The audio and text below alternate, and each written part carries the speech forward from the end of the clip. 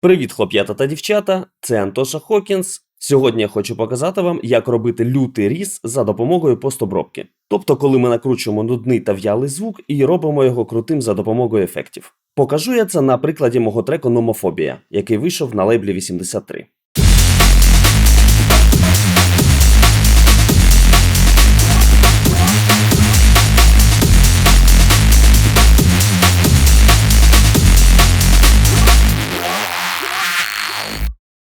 Тож, мутимо лютий різ. Звучить він ось так.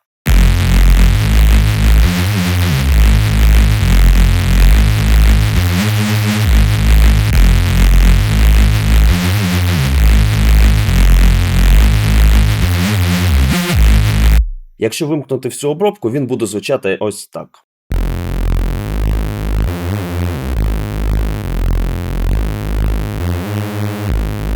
Ну, таке собі.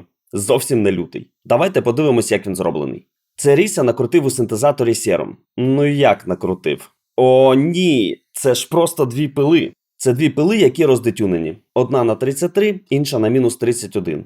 Звичайний самий базовий різ. З ефектів немає нічого. Також я увімкнув моно та легато, а апортаменто виставив на 44. Вся магія відбувається ось тут.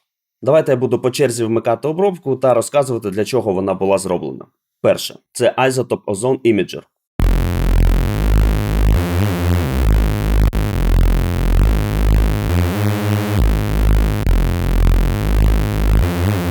Трошки розширяє серединку і верх, як ми бачимо, за допомогою кнопки Stereo Eyes.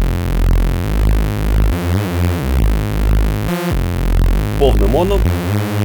А так з'являється стереополе і навіть такий трошки шелест на високих. Дуже прикольний ефект. Далі фатуратор. О!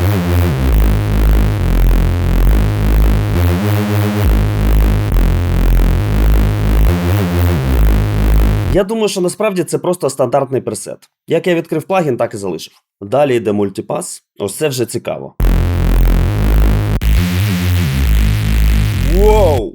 Так, ідемо по порядку. Насправді це був пресет, такий собі фазовий дисторшн. Давайте цю обробку поки що приберемо і послухаємо, як воно звучить до і після.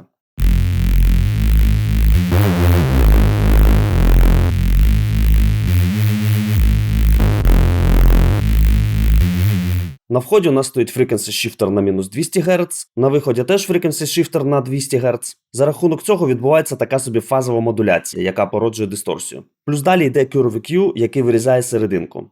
І в мультибенді Fallback Distortion, який теж додає фазового дисторшену.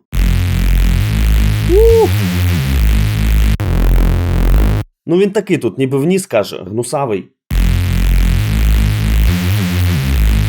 А тепер хрусткий і красивий. А якщо прислухатися, то можна почути таке собі крякання, ніби якась додаткова атмосфера. Це теж породження фазового дисторшену. Далі OTT.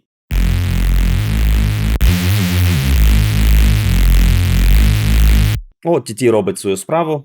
Різ одразу стає таким яскравим і глянцевим по звуку. Хтось каже, що він через свої кросовери дуже крутить фазу, але мені норм. Як на мене, звучить непогано, тому в цьому конкретному випадку я його залишив. Далі король усіх плагінів Sound Goodizer.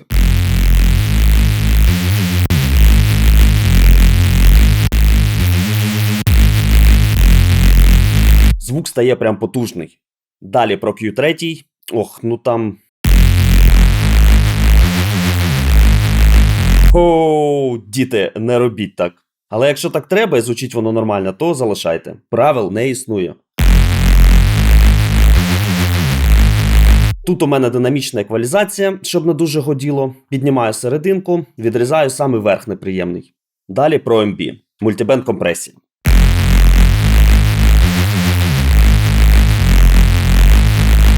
Трошки піджимаю саб, щоб він був більш контрольований. Далі.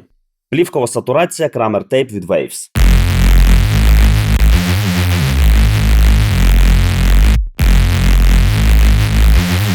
Все завалено в червоне, як ви можете бачити. But I don't give a fuck. Мені подобається, як воно звучить. Плівка так дивно підбирає високі, але якийсь пісочок все одно додає.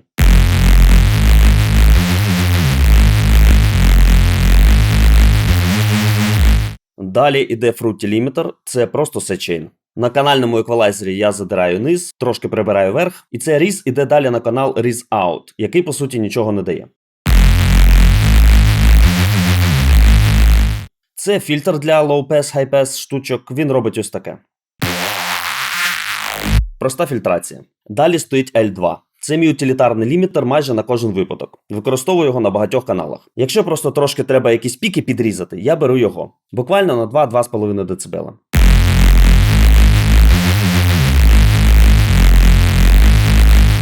Далі йде сімплон. Він робить ось таку штуку. Це його автоматизація. Просто low-pass для ям. І останнє – це еквалізація. Трошки воно гудить, приблизно 400 Гц, я це прибираю.